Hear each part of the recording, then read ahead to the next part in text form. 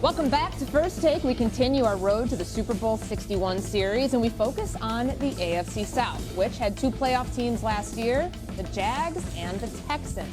Zeroing in here on Houston, last season was a struggle for C.J. Stroud in the playoffs. He only threw 2 touchdowns and 5 interceptions across 2 playoff games, which left a lasting impression when he launched 4 interceptions in a divisional round loss to the Patriots.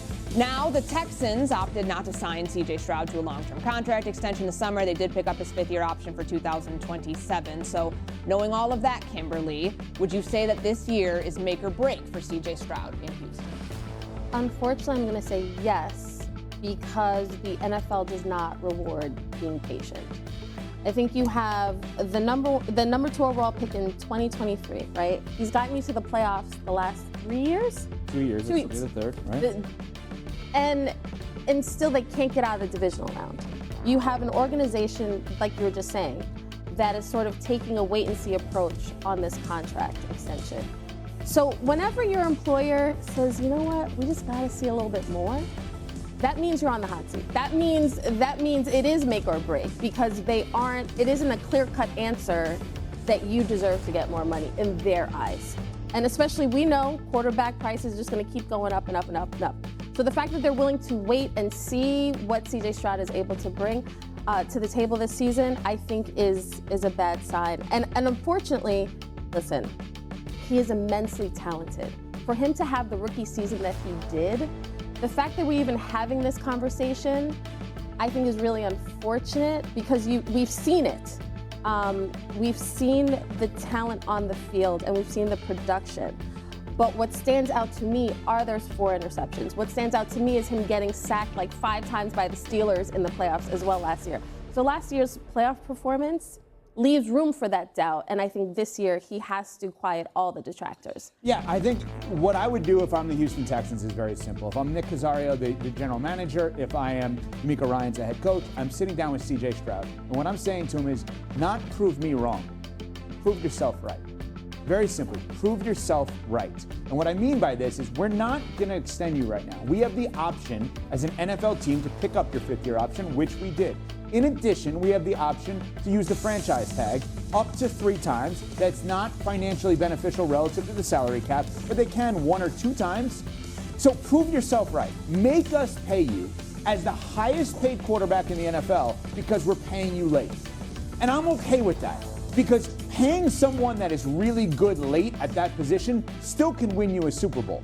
Paying someone early that's not really good at this position makes you into the Miami Dolphins. And what they did with Tua, when they did not have to extend him, put them in the position they're in, where there's been multiple coaches and general managers, etc. C.J. Stroud, prove yourself right. You believe we should extend you. We're not doing it yet. Win multiple playoff games this year with a tremendous head coach in D'Amico Ryans and a great defense, Will Anderson Jr. Just be great. You think you're going to be great. We hope you're right. And we hope we're going to pay you as the highest paid quarterback in the NFL, because if we get to that point, you are so right that we think we can win it all with you. But not until then. We always talk about, when it comes to quarterbacks, what do you want to see from them going into a season? You can't be the reason your team falters. And the same, whether it's Josh Allen, Lamar Jackson, Jalen Hurts, the same is true for C.J. Stroud. They have an elite defense, and one of the best defensive coaches in D'Amico Ryans.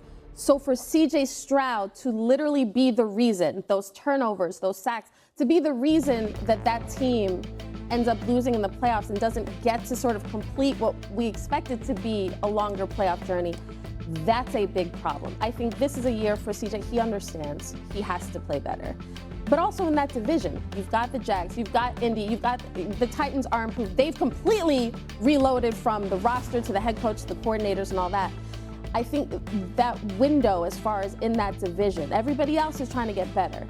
The Texans have a ready-made playoff team. They just need their quarterback to be a sure thing and not a question mark. Yeah, consensus favorite to win that division. So everything's already lined up for you. 40% chance to win the AFC South according to ESPN Analytics. You mentioned it, great defense, great coaching, all the pieces there are in place. But if you're going to pay a guy like he's your franchise quarterback, you're going to need to see him take that step to prove that he can be that guy no matter the circumstances, no matter. Houston Tide head coach Kalen DeBoer addressing the media, talking about getting back into the national championship conversation.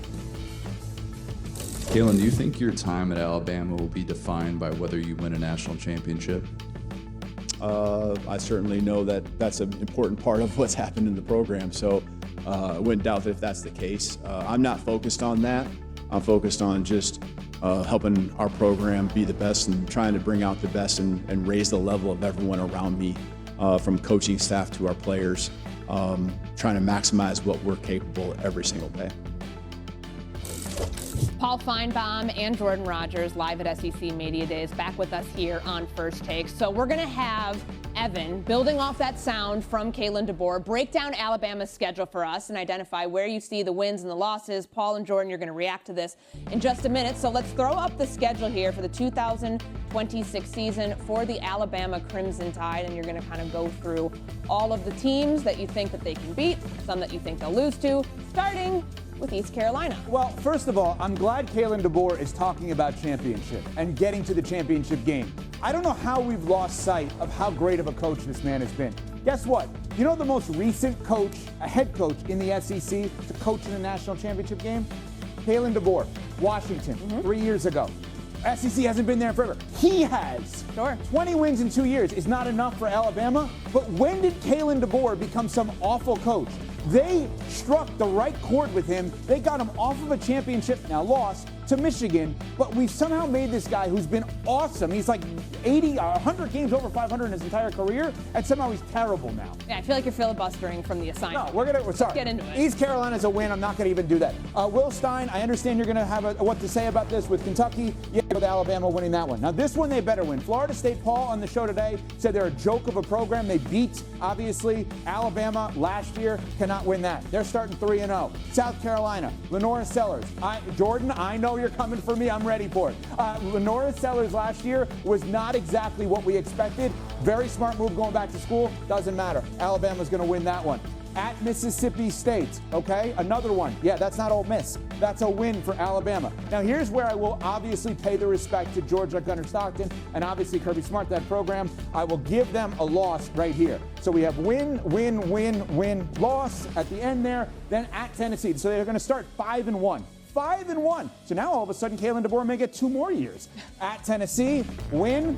Texas A&M, win. Sorry to Marcel Reed. At LSU. Now this one's going to be a tough one because I think they're going to lose this game, and then all of the Lane Kiffin conversation, who's never been to a national championship as a head coach, not even close. Let's remember that. Kalen DeBoer has. That'll be a loss then for Alabama.